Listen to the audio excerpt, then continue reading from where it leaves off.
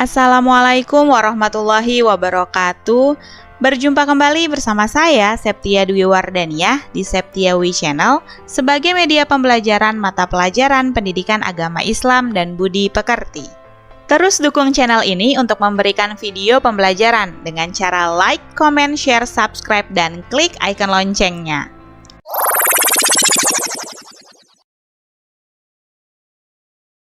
Seperti biasa, kita akan mengawali kegiatan pembelajaran ini dengan doa agar diberi kemudahan dalam memahami materi pembelajaran dan dilingkupi dengan keberkahan selama proses pembelajaran berlangsung.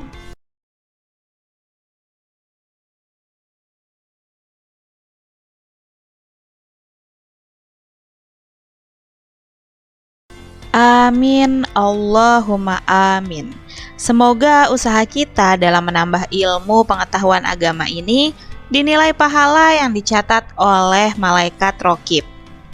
Langsung saja kita bahas materi pembelajaran kita kali ini yang masih memiliki kaitan dengan dua video pembelajaran sebelumnya, yaitu ibadah haji dan menunaikan zakat. Kompetensi dasar dan tujuan pembelajarannya telah disampaikan pula pada video tersebut. Nah, kalau kamu belum nonton video-video sebelumnya, kamu bisa nonton dulu nih. Kalau kamu udah nonton, kamu pasti tahu dong, kali ini kita akan membahas materi wakaf.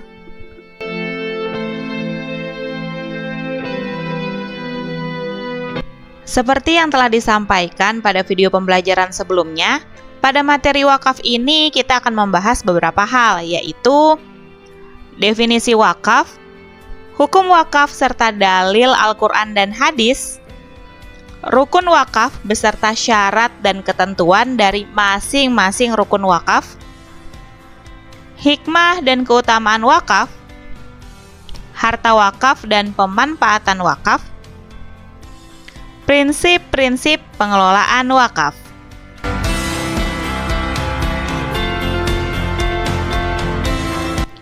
Secara bahasa, kata wakaf berasal dari bahasa Arab, yaitu waqafa, yang memiliki makna al-habs, menahan, dan al-man'u, mencegah. Maksudnya adalah menahan harta untuk tidak dijual, dihadiahkan, ataupun diwariskan. Secara istilah syar'i, wakaf adalah ungkapan yang diartikan sebagai penahanan harta milik seseorang kepada orang lain atau kepada lembaga, dengan cara menyerahkan benda yang sifatnya kekal kepada masyarakat untuk diambil manfaatnya. Misalnya, seseorang mewakafkan tanah miliknya yang dijadikan tempat pemakaman umum atau TPU. Oleh karena itu, tanah yang dimaksud tidak boleh diambil, diwariskan, atau dihadiahkan lagi kepada orang lain.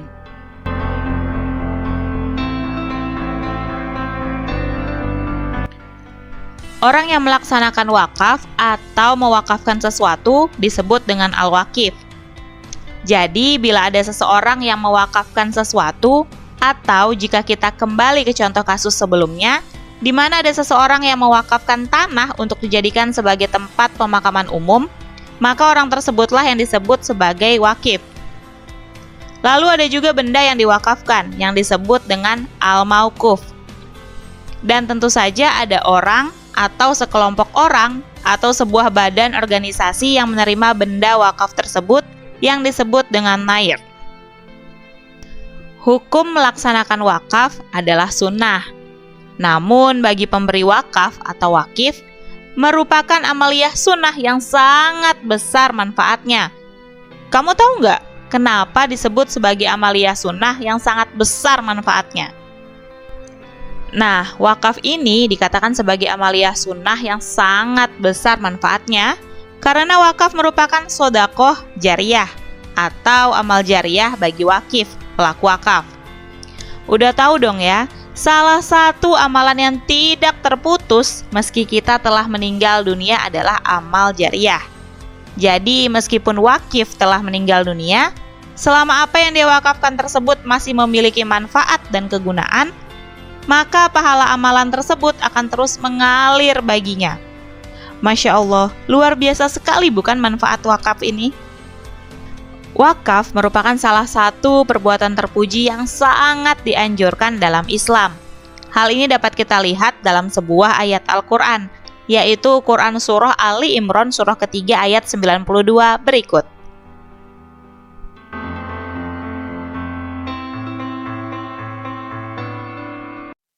Bismillahirrahmanirrahim. Lan tanalul birra hatta tunfiqu mimma tuhibbun wa ma tunfiqu min syai'in fa innallaha bihi alim. Dengan menyebut nama Allah yang Maha Pengasih lagi Maha Penyayang, kamu tidak akan memperoleh kebajikan sebelum kamu menginfakkan sebagian harta yang kamu cintai. Dan apapun yang kamu infakkan, tentang hal itu sungguh Allah Subhanahu wa Ta'ala Maha Mengetahui. Ayat yang baru saja kita saksikan pembacaannya, Quran Surah Ali Imran surah ketiga ayat 92, menjelaskan tentang 3 hal, yaitu perintah untuk mengeluarkan infak, sedekah, atau wakaf dari harta-harta yang kita cintai. Ketika kita telah merelakan atau mengikhlaskan harta tersebut, maka kita akan memperoleh kebajikan karenanya. Serta kita pun harus meyakini bahwa Allah Subhanahu wa Ta'ala Maha Mengetahui atas apapun yang telah kita infakkan di jalannya. Selain Quran Surah Ali Imran surah ketiga ayat 92, pembahasan wakaf ini juga dapat kita temukan pada sebuah hadis yang diriwayatkan oleh Imam Bukhari dan Imam Muslim berikut.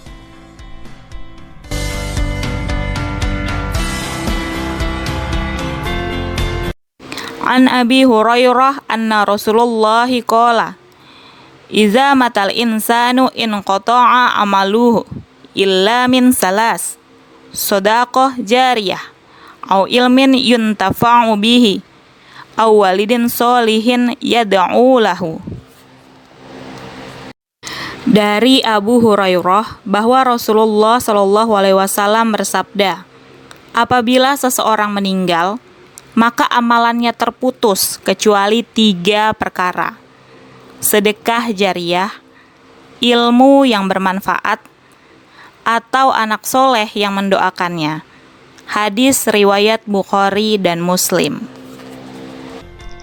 Sebagaimana yang telah disinggung sebelumnya terkait amalan yang tidak akan putus pahalanya, bahkan ketika orang yang beramal tersebut telah meninggal dunia, maka hadis yang baru saja kita saksikan bersama merupakan dasar dari hal tersebut.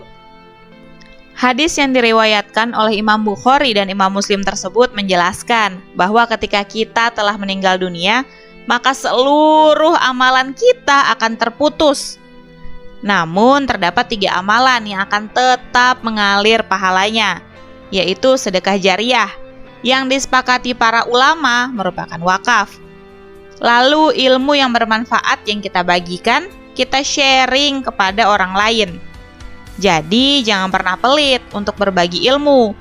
Tapi berbagi ilmu beda dengan memberikan contekan. Jangan disama-samakan. Serta doa dari anak-anak yang soleh dan soleha, sehingga penting bagi kedua orang tua untuk menanamkan ilmu agama kepada putra-putrinya. Dan kita sebagai anak juga jangan pernah lupa untuk selalu mendoakan kedua orang tua kita, minimal 5 kali sehari ketika kita melaksanakan sholat fardu.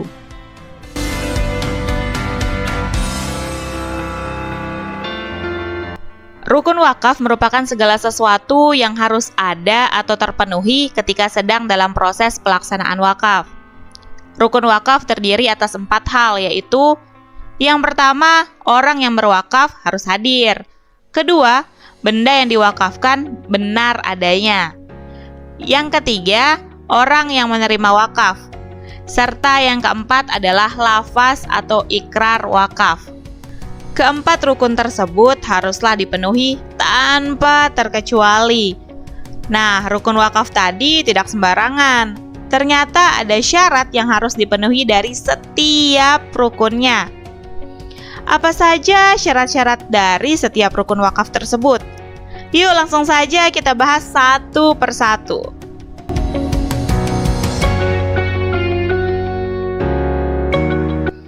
Syarat seseorang diperbolehkan untuk melaksanakan wakaf atau menjadi al-wakif adalah sebagai berikut. Yang pertama, memiliki penuh harta itu. Dia merdeka untuk mewakafkan harta itu kepada siapa yang ia kehendaki. Dengan kata lain, harta tersebut adalah miliknya seutuhnya. Kedua, berakal. Maksudnya tidak sah wakaf dari orang bodoh, orang gila, atau orang yang sedang mabuk. Ketiga, balik. Mampu membedakan mana yang benar, mana yang salah. Keempat, bertindak secara hukum atau rasyid. Orang bodoh, orang yang sedang bangkrut atau muflis, dan orang lemah ingatan tidak sah mewakafkan hartanya.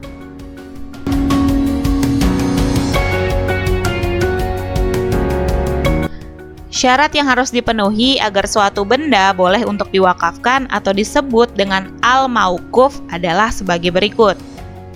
Barang yang diwakafkan itu harus barang yang berharga. Harta yang diwakafkan harus diketahui kadarnya. Apabila harta itu tidak diketahui jumlahnya, pengalihan milik ketika itu tidak sah. Harta yang diwakafkan haruslah merupakan hak milik oleh orang yang berwakaf atau wakif. Harta harus berdiri sendiri, tidak melekat kepada harta orang lain atau mufarrozan atau disebut dengan istilah ghairu sa'i. Jadi harta ini bukan milik bersama, hanya dimiliki oleh orang yang sedang berwakaf yang disebut dengan al-wakif.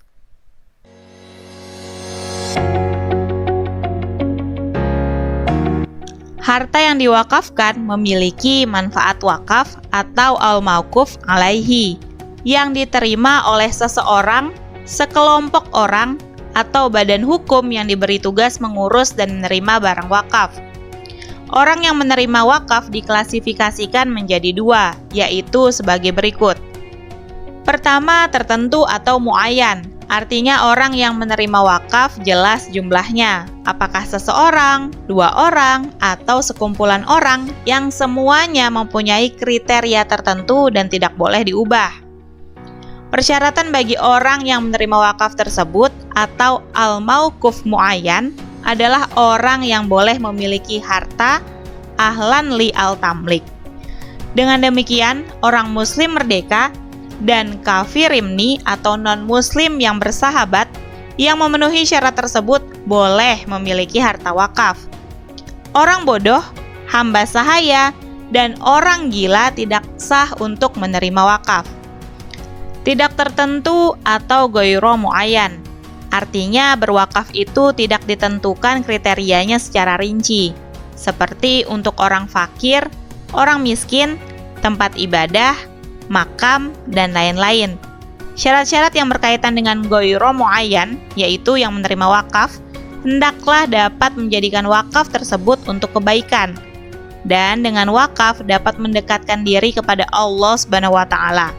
Hal ini ditujukan hanya untuk kepentingan Islam saja.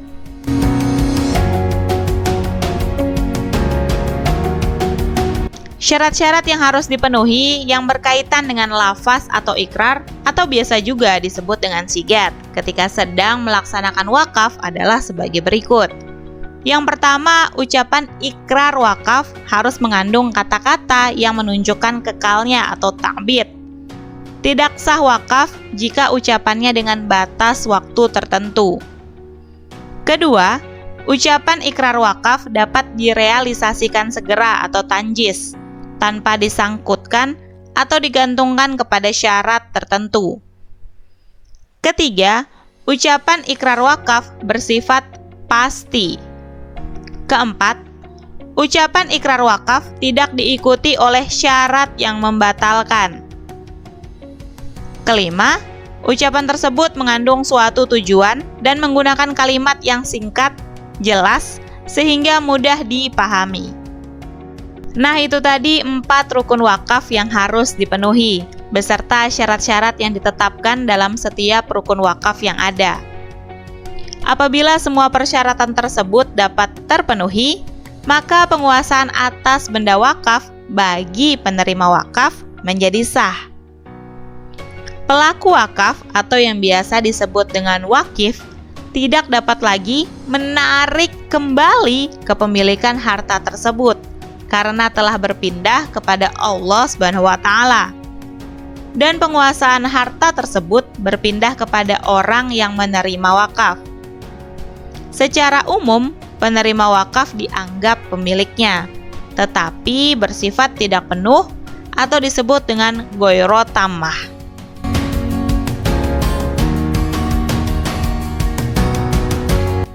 Sama nih dengan ibadah-ibadah lainnya. Wakaf juga memiliki hikmah dan keutamaan ketika dilaksanakan. Banyak sekali keutamaan atas ibadah wakaf. Namun demikian, ibadah wakaf ini belum banyak dilakukan oleh umat muslim. Tidak banyak pelaku wakaf, karena harta yang diwakafkan haruslah harta benda yang dicintai dan sangat berharga, seperti tanah, bangunan, dan benda lainnya. Harta yang dapat diwariskan ke anak cucu kelak. Tentu tidak mudah bagi kita untuk mengikhlaskannya begitu saja. Oleh karena itu, ganjaran pahala atas wakaf ini sangat luar biasa. Seperti yang telah kita bahas sebelumnya, salah satu keutamaan wakaf adalah menjadi amal jariah bagi wakif, pelaku wakaf.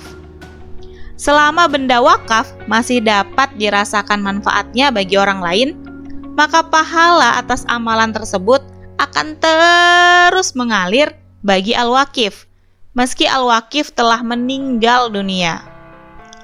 Jika seorang muslim telah mengetahui betapa besar pahala yang akan diraihnya dengan berwakaf, maka boleh jadi kaum muslimin akan berbondong-bondong melakukan wakaf. Meskipun hanya sekedar 1 meter tanah, bantuan dana pembangunan masjid di daerah tempat tinggal, dan lain sebagainya.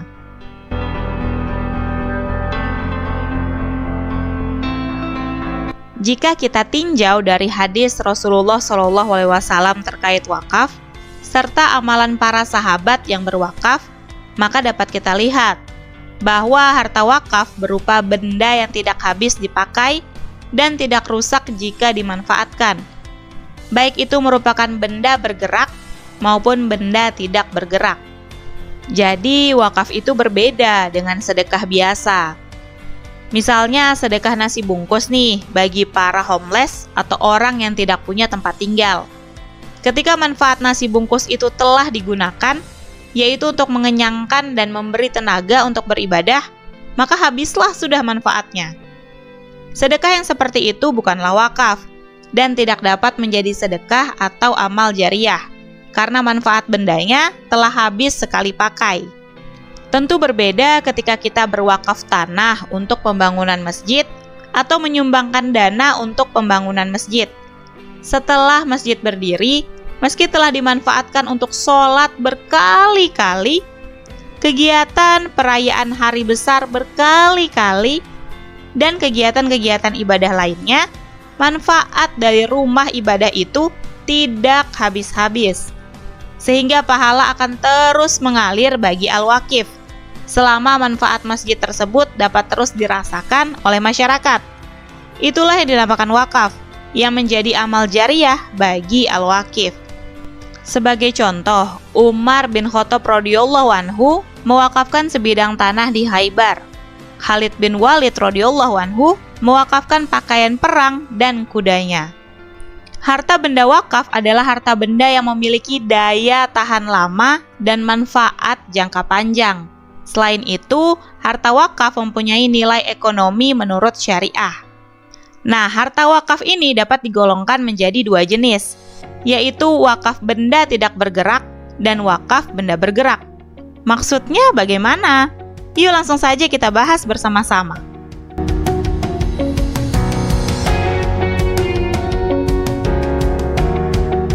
Wakaf benda tidak bergerak mencakup hal-hal berikut.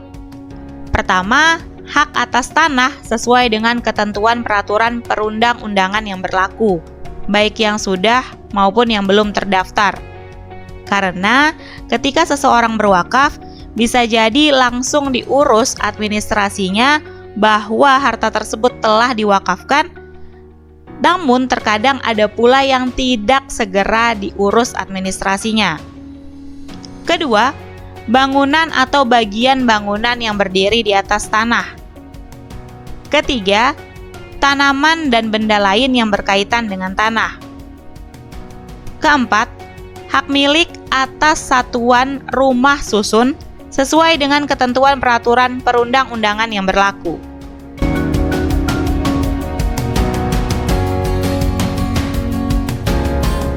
Wakaf benda bergerak mencakup hal-hal berikut.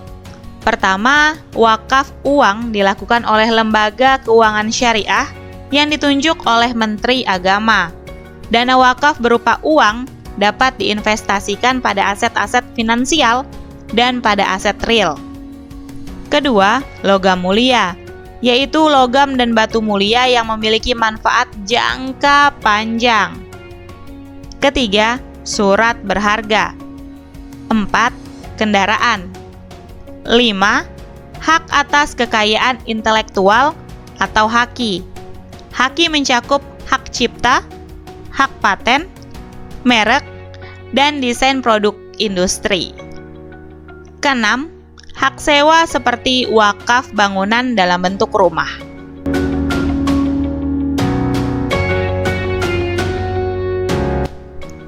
Banyak harapan yang ingin dicapai dari terlaksananya kegiatan wakaf. Secara makro, dapat dikatakan wakaf ini diharapkan mampu untuk mempengaruhi kegiatan ekonomi masyarakat. Banyak orang atau masyarakat yang membutuhkan sarana umum seperti masjid, rumah sakit, sekolah, pasar, tempat pemakaman umum, dan lain-lain, namun tidak memiliki kemampuan untuk mendirikannya. Dengan adanya Al-Waqif yang mewakafkan tanah, lalu bekerja sama dengan Al-Waqif lainnya yang mewakafkan harta untuk pembangunannya, maka impian tersebut dapat terwujud. Bukan dalam bentuk pinjaman, tetapi murni sedekah di jalan Allah SWT. Kondisi yang demikian tentu saja akan meringankan beban ekonomi di masyarakat, khususnya masyarakat menengah ke bawah. Ketika kegiatan ekonomi bergerak secara teratur, tentu akan lahir ekonomi masyarakat dengan biaya murah, yang dapat dirasakan oleh seluruh lapisan masyarakat. Menurut Syafi'i Antonio, setidaknya ada 3 filosofi dasar yang harus ditekankan ketika hendak memberdayakan wakaf. Pertama, manajemennya harus dalam bingkai proyek yang terintegrasi. Kedua, asas kesejahteraan noir. Ketiga, asas transparansi dan akuntabilitas, di mana badan wakaf dan lembaga yang dibantunya harus melaporkan setiap tahun tentang proses pengelolaan dana laporannya kepada umat dalam bentuk laporan audit keuangan, termasuk kewajaran dari masing-masing pos biaya. Mengelola wakaf itu tidak asal-asalan. Semua ada aturannya. Terdapat beberapa prinsip yang harus dipenuhi dalam pengelolaan wakaf. Apa saja itu? Prinsip-prinsip pengelolaan wakaf adalah sebagai berikut. Seluruh harta benda wakaf harus diterima sebagai sumbangan dari wakif dengan status wakaf sesuai dengan syariah. Wakaf dilakukan tanpa batas waktu alias selamanya. Wakif mempunyai kebebasan memilih tujuan sebagaimana yang diperkenankan oleh syariah. Jumlah harta wakaf tetap utuh dan hanya keuntungannya saja yang akan dibelanjakan untuk tujuan-tujuan yang telah ditentukan oleh wakif. Wakif dapat meminta keseluruhan keuntungannya untuk tujuan-tujuan yang telah ditentukan. Baiklah, sampai di sini dulu video pembelajaran kali ini. Semoga selalu ada hikmah dan manfaat yang dapat kita peroleh dari pembelajaran ini. Sampai jumpa di video pembelajaran selanjutnya dengan materi yang baru pula. Ingatlah bahwa kemampuanmu untuk mengikhlaskan kecintaanmu pada harta benda duniawi, mewakafkannya di jalan yang diridhoi oleh Allah Subhanahu wa Ta'ala, akan memberikanmu pahala yang luar biasa. Amal jariah yang tidak akan terputus aliran pahalanya, meski kamu telah meninggalkan dunia ini. Akhiru kalam, wabillahi taufik wal hidayah. Assalamualaikum warahmatullahi wabarakatuh.